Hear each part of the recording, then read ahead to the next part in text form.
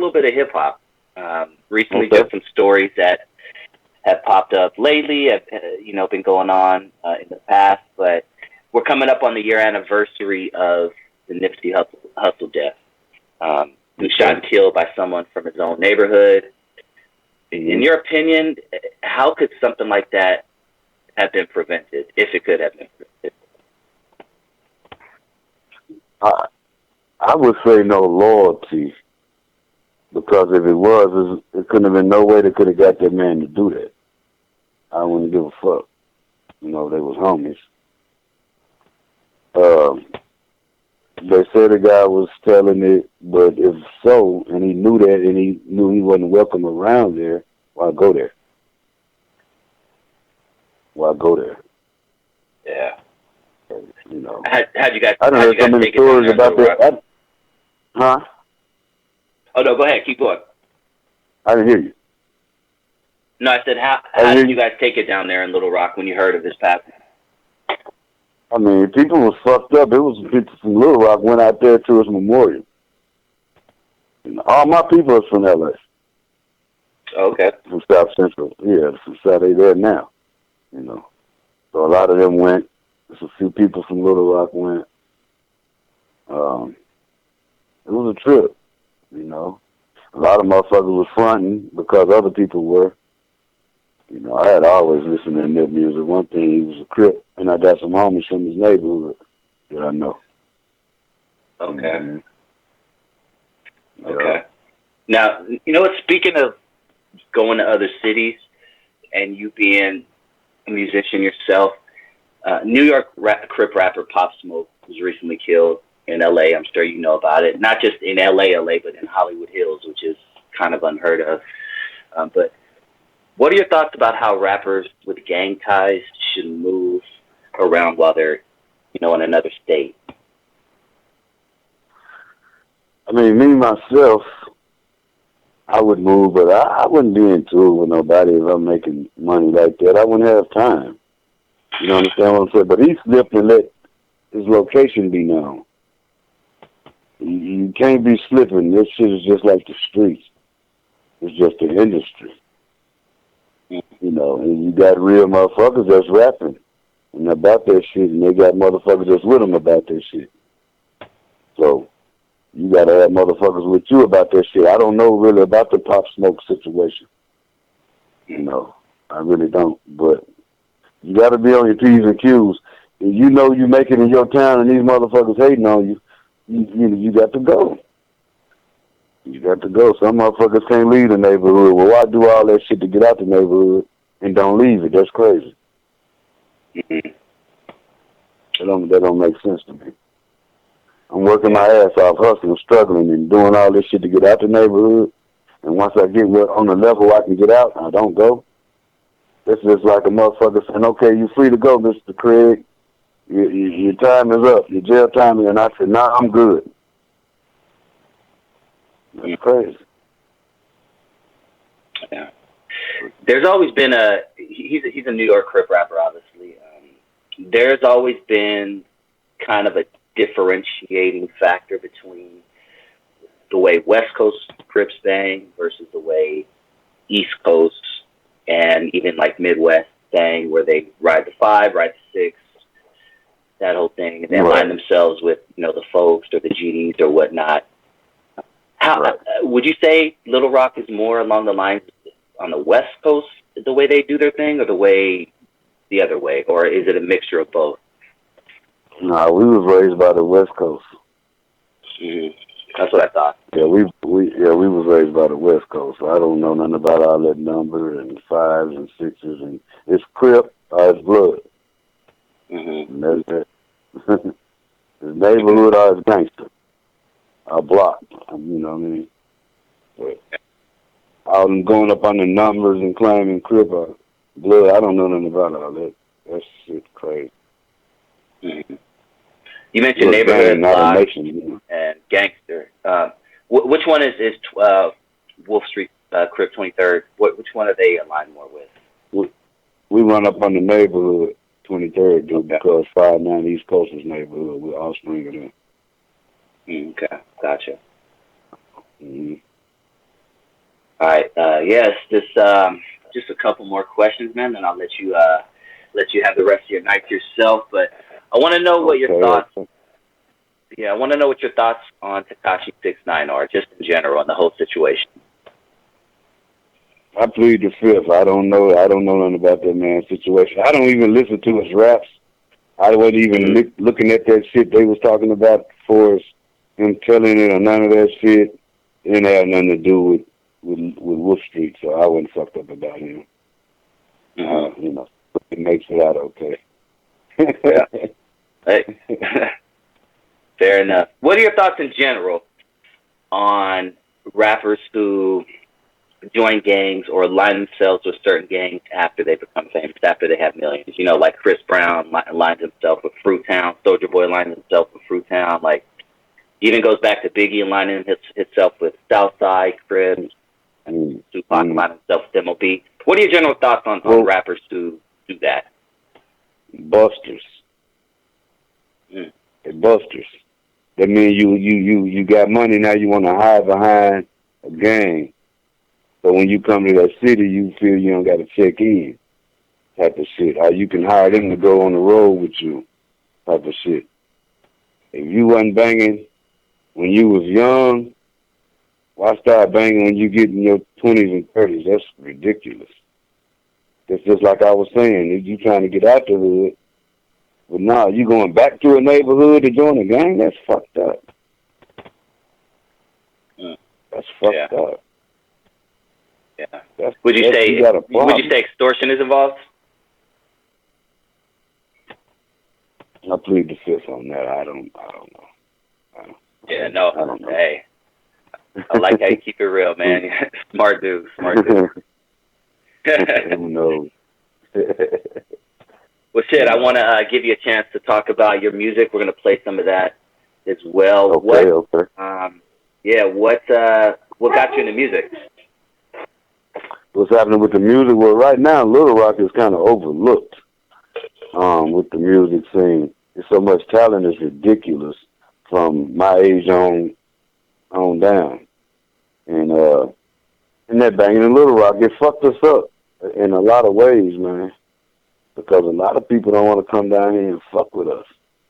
Because they say, them guys, they don't want to do nothing but gang bang. So it's like we're on our own with this shit.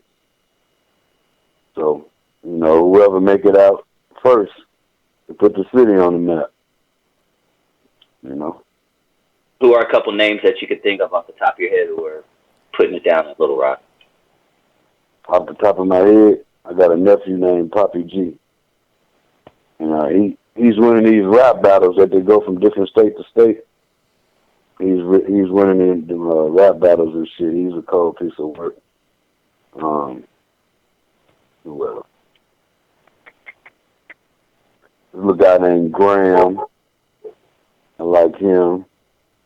There's a lot of them, man. I don't want to say them and motherfuckers be like, well, man, you didn't say me. So I give props to the whole town, man. Do our shit, man. Yeah. Well, shit, you made it through the 80s, 90s, 2000s. Right. Let's talk present day. I was born in 72. Yep. You hear me? Let's talk present day Little Rock. Is it still as active as it was back in the late 80s, early 90s, or is it calmed down? Like, it's calmed down in LA, definitely. It's calmed down. There's a lot of killings, but it don't be gang related. Like talking about, it be motherfuckers probably robbed and bumping into each other in the streets, and motherfuckers getting mad at these hoes and killing them and their kids and shit.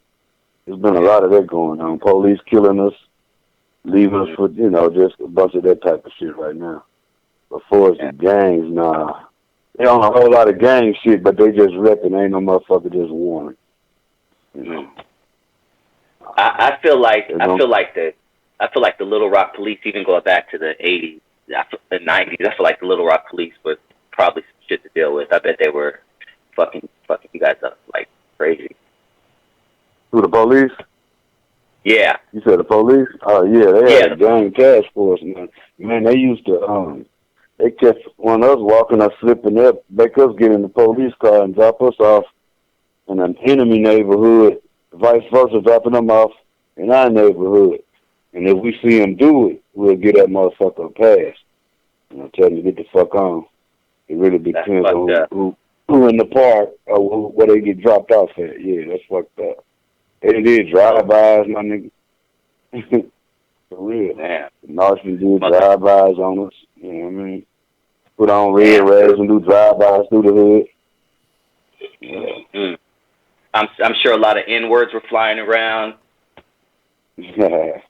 Man, it was an officer who used to jump out on us at nighttime and take our shit. Won't take us to jail, just take our shit. I ain't gonna say his name, but he was a dirty motherfucker, man. Him and his other guy, he was a bike rider, a bicycle rider. He'd be out 1, 2 in the morning, man. Shit like that. Just fucking with motherfuckers. Yeah, it was crazy. They're riding around like 10 deep in police cars. Huh? Go ahead. Nope, keep going. I said they were riding around like 10 police cars deep through all the neighborhoods, jumping out on motherfuckers and whipping them and jacking them up. Just retarded, man. Damn. Sorry, it was crazy. It was fun, but it was crazy. It was adrenaline rush. It was crippling. It was crippling. You feel me? It was banging. Yeah. Mm-hmm. Yeah, man. Growing up in the hood. If you could talk to a 15-year-old, you know, who is thinking about being a Crip, what would you say? Do your motherfucking thing. That's the best choice. Be Crippin', baby.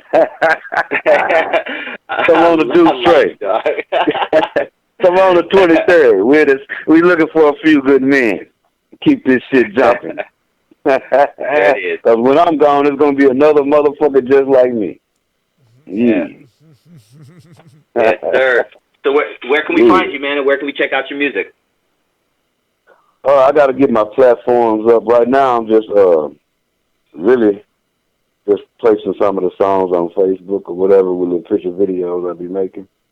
But as soon as I get my platforms and shit set up, I will be getting in contact with you.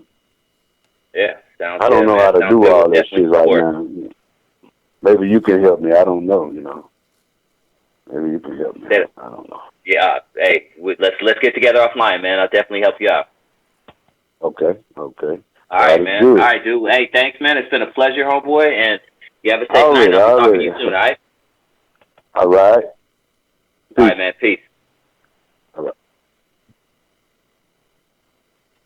Drizzy Dre. Yeah.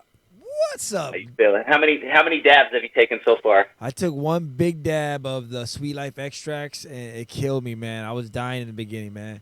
I'm about to roll up a doobie right now. About to roll up a doobie of the Hustle Division HTV, that motherfucker's weed. I love how Dre's always promoting for the people that support the show. That's fucking dope. Hey, Sweet Life extracts is dope. Do they have this unicorn jizz? Oh my god. Oh my god. No, I'm hooked on Zookies. I keep getting that Zookies. It tastes delicious. Okay. Hey, but how you holding up with this? How you holding up with this whole coronavirus thing, man? I'm scared, man. Not for the coronavirus so much, but for the economy, man. I just want to keep working and keep producing and keep grinding, because you know, it sucks if we slow down and we go through a serious depression. Oh, dude, yeah. It's really scary, man, the amount of people that have lost their job, and you know, I've never seen anything like this. I don't know. My big thing is I wish I knew when it was going to end, because we don't know if it's going to be days, we don't know if it's going to be weeks, we don't know if it's months. Yeah. Like, that's shit that bothers me, dude. I want a fucking carne asada burrito from down the street, but I ain't trusting nobody right now with my food, dog. Yeah, exactly. Well, I mean, I trust people with my food, but I just want to make sure that I got a job. You know, I just want to keep working. Just keep working. Job, yeah. You know what? And I've never appreciated my. I hear a lot of people getting laid off. I'm sorry to interrupt you. I'm just scared. I'm just scared. No, dude, I've never appreciated my job more than I appreciate my job now, dude. Yeah. Never, ever. Yeah. Ever. Like now I'm just like, dude, It's good because I can bring my work home, thankfully. And that's been awesome because now I don't have to sit in traffic. Like, that was the number one thing, sitting in traffic for an hour and a half there, an hour and a half back. That fucking sucks. But it's good working from home. It's cool. But, yes, I'm ready to get back to regular life. Dre, I've never wanted Chinese food more than I want Chinese right now. Well, go get it. They take out. They always done take out. I know, but I'm becoming a hypochondriac. I'm becoming paranoid. Like, this thing is really fucked with me, dude. Like, this is a game changer for me, dog. Like, I've never been like this, and it's a game changer for me. For me, it's not so much see, I'm not scared of the virus. It's the virus side effects. So, for example, the lack of food. That sucks for me because I go shopping every 2 weeks. I can't get food now. For example, the lack of work. I don't want to be unemployed. And also, like, it's like kind of a law. So I don't want to break the law either. So I want to make sure I walk that line, because as long as my job tells me to go in, I will. But I don't want to break the law. And I want to, it all has to do. The food the job pays for the food, but I don't want to get arrested for the job that pays for the food. Yeah, no.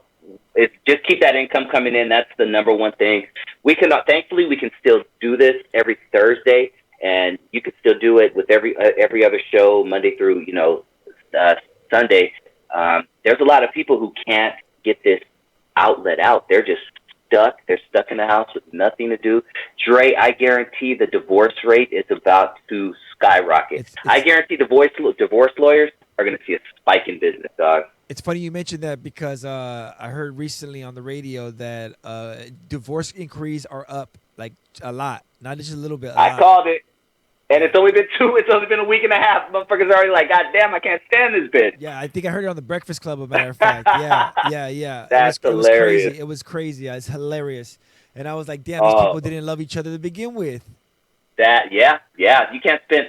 See, I'm enjoying it. I love my family. I love my son. I love my wife. Like, I'm cool. I love my dogs. Like, this is, aside from me not being able to go where the hell I want to go, when I want to go, this is ideal for me. We've talked about this. I don't fuck with people. I got like 5 friends in my whole life. Like, I really just don't really fuck with people. Like, I'm a recluse. This is awesome to me. Aside for the fact that I can't just fucking go to, walk inside of a Burger King if I wanted to right now. Like, it just fucks me, dude.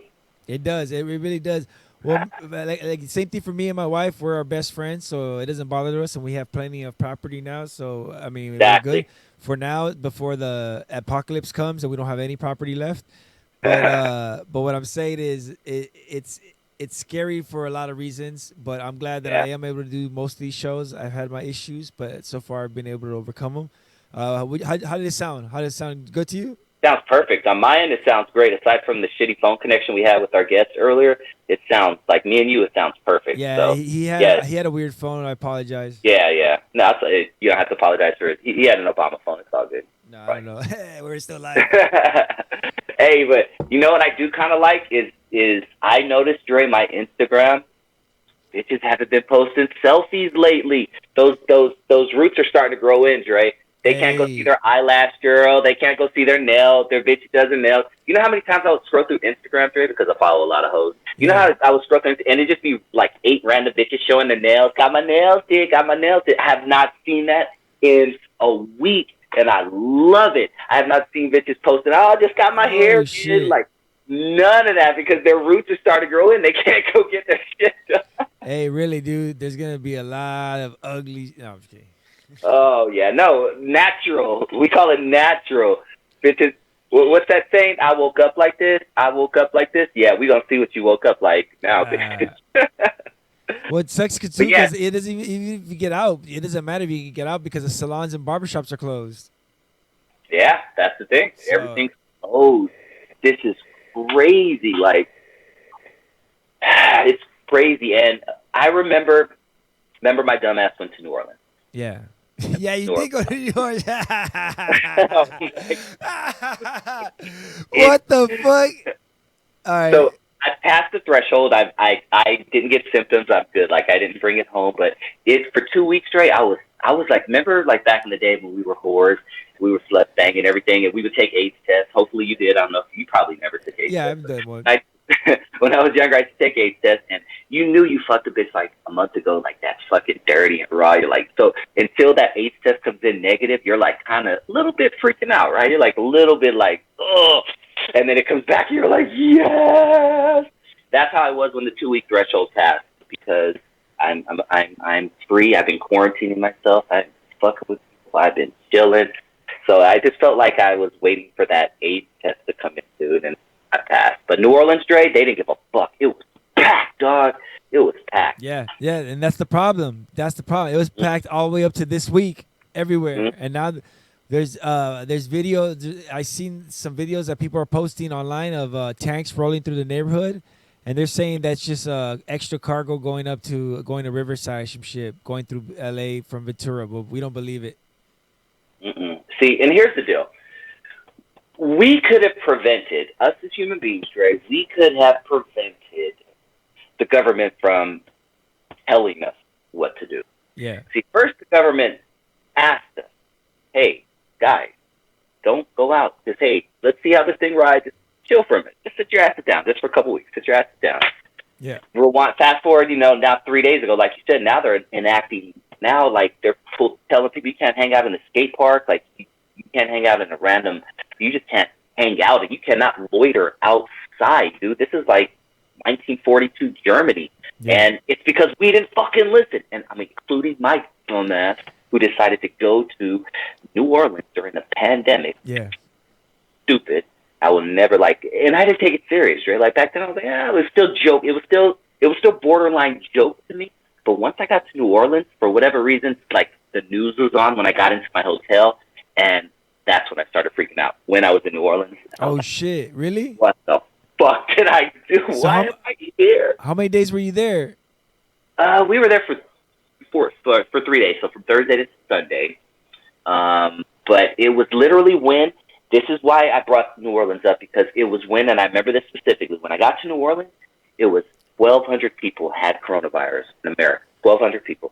Now we're literally at 100,000 at last check. Goddamn, dude, that's crazy. Yeah, buddy. Man, so, and people that have gone to New York, just it's crazy because for example, there was a guest that was on Joe Rogan, the day he was going to New York, and they were talking about the coronavirus, and he was healthy as an ox, and then apparently he got the coronavirus and pneumonia in New York, and now he's fighting for his life apparently. And I was like, damn, like that. Apparently, if you take it lightly, you will get it. That's what it is, and I still see people. Have you seen that cat? Can you pull up a video? Yeah. On YouTube? Yeah. Okay. First of all, type in. You have probably played this on your show already. Type in Spring Breakers coronavirus or Spring Break coronavirus. Have you guys played this on your show yet? Those white dudes? Yeah. Dude, I don't fucking care if I get coronavirus, bro. Like, if I get it, I get it. It's just type in Spring Break coronavirus, and it's a white dude with, rosy cheeks, little dumb fuck. It's like a minute and 50. Right, it's probably that one, right? Yeah, it's like a minute and something seconds. 51. I think it's the one right there with the red hat. If you go up a little bit more. Oh, wait, go down. Sorry, go down. Go down. And then it's that guy. So one of those guys. That's the dumb fuck right there. All right, I'm going to play. Brady Slater. Go for it. All right, hold on. Tell me if you can hear it. This was like a week ago. At the end of the day, I'm not going to let it stop me from partying. We've been waiting for Miami spring break for a while. About 2 months we've had this trip planned. 2-3 months. So we're just out here having a good time. Whatever happens, happens. It's really messing up with my spring break. What is there to do here other than go to the bars or the beach, and they're closing all of it? It's really messing up. I think they're blowing it way out of proportion. I think it's doing way too much. Doing us bad. We need a refund. This virus ain't that serious. It's serious. It's more serious things out there like hunger and poverty, and we need to address that. I mean, we planned this a long time ago, and it was kind of up in the air if we still go. But this is the future. I just turned 21 this year, so I'm here to party. So it's kind of disappointing. This is our future. We're just making the most of it. We met these other people in our little Airbnb spot, so we're just hanging out with them and trying to get drunk before everything closes. I mean, it sucks, but we're gonna make the best of it. We're enjoying ourselves. Hell yeah, Lizzo's right. I'm from New Orleans, so this Fuck really yeah. sucks. However, we're gonna enjoy ourselves. We having day parties all day. Lizzo's smart It's as my fuck. birthday, St. Patrick's Day. Turn up. We're just trying to roll with Truth the hurts. we're just Go ahead living and cut for it, the Dre. moment. We're just going for. Damn, who the fuck is this? This is the Rat King right here. We got. Dude, look at him. Oh my God, he's deaf. Oh wow, look at that guy. Oh shit. Yeah, so that was St. Patrick's Day, which was just like about 2 weeks ago, which was about the time I was in New Orleans. So I'm being a hypocrite right now, calling these people dumbass. Hey man, but so when I got there, Dre, I wanted to ask you. You'll be glad. Go ahead. Go ahead. No, finish your thought. Go ahead. No, you'll be glad to know that I stayed away from everybody.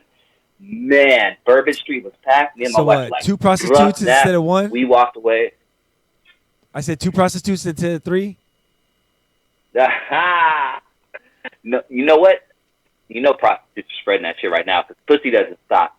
Coronavirus is not stopping pussy from selling. You know prostitutes are still giving up that pussy, and they're Hey, but what I was gonna say is, check this out. You think if the government from the get-go would have said 2 weeks mandatory quarantine, will pay you guys off the bat, boom, $1,200, for the 2 weeks or for whatever it is, we'll pay everybody, and if you make a bunch of money, well, fuck it, you have to bite the bullet, but this has to happen mandatory, and it would have cleared up everything. And if they would have had to, it would have given, we still gotta get if we have to do the test everybody everywhere thing and quarantine everybody everywhere thing for 2 weeks, but you know what? Not in a bad way, not That's military a wise. great. I would have raised my hand and said, I will do this, government.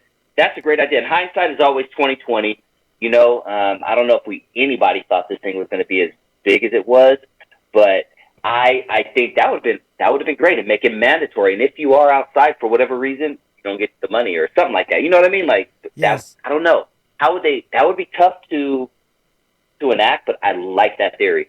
Yeah, it would probably cost a lot less if they would have just did a mandatory. Because the thing is all the states had to act before President Trump was like, okay, we have a problem. Let's go ahead and close everything, I guess. Oh, just up until a week. He was probably in New Orleans when I was there too. Yeah. Up until that time, he was taking it as a joke. And and then one day I turned on the TV and he was straight faced, just like, nah, nigga, this shit is serious. I was like, oh, now you're taking it serious. Okay. I like how he still looks orange. I wonder if that's makeup now, because he doesn't have time for the sauna for the what is it, the booth, the tanning booth? Yeah, the tanning salon.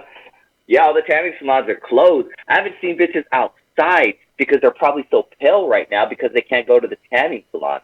Oh, dude, this is a game changer, Dre. This is a game changer for things like this. Yeah. With what we're doing right now. This is a game changer for companies because a lot of companies are trusting their employees that they can work from home. So now, office buildings, I feel like after this is done, office buildings are just going to disappear, and we're going to be seeing a lot more of this stuff just out there randomly. It was already big. Zoom is big. Skype is big, blah, blah, blah. But I think this just took it to a total different level. Yep. I told my chick when this first started, I'm going to go to all the churches around the neighborhood and tell them, yo, I'll stream your shit. Let me stream your service, bro. I got you. There you go. Dude, Super Audio Network. My wife goes to a class, aerobics, whatever they're called, class. Yeah. And, of course, it's closed, so now she watches her online, streams online. This is a game changer. I feel like after this, nobody's going to shake hands anymore. I don't want to shake hands. I'm going to fist bump to the day I die probably now. And I think this is a game changer in that sense too, dude. Yeah. It is crazy. It is changing my habits little by little. Not completely, right, but I am changing my habits. I'm washing my hands more now, and I'm being careful what I touch. Yeah. I can't keep my hands on my mouth, bro. It's just a bad habit, bro. It's just I can't do it. You know what, Dre? My nails are getting so long, and I had for years. You can look. I don't know if you can see how beautiful they look. For years, I bit my nails, dude. To this day, not to this day, but as of just a few weeks ago, I bit my nails. I don't fucking put my hand. This changed everything I do. I don't even bite my nails. My nails are so long right now. Damn. My nails have never been this long. I'm jealous. Now, I'm not fucking and I'm conscious of when I touch my face. This is a game changer for me, dog. Yeah, it's pretty bad, and I'm trying to do the best I can with what I got. So it is what it is. Hopefully, we all keep working and we keep living. We will keep living, my friend. And just so you know I said I'm going to take the month of April off, but I think if we can do this for the month of April, at least till this month's over, let's just keep doing a show every Thursday. All right. If you're free. It's So, up, you know what I'm saying? it's up to you, man. Go. Yeah, perfect. Sounds good. Just want to let the audience out there know, too, every Thursday, 7 p.m. right here on Super Audio Network. We ain't let shit stop us. Hopefully the other shows are going to be doing the same thing so we don't skip a beat right here. Tell a friend. Make sure you guys hit that subscribe button. Super Audio Network, Dusty Vision Radio, every Thursday, 7 p.m. Pacific Standard Time. Dre Day, stay alive, my man, and I will see you next week. Peace. Peace, guys.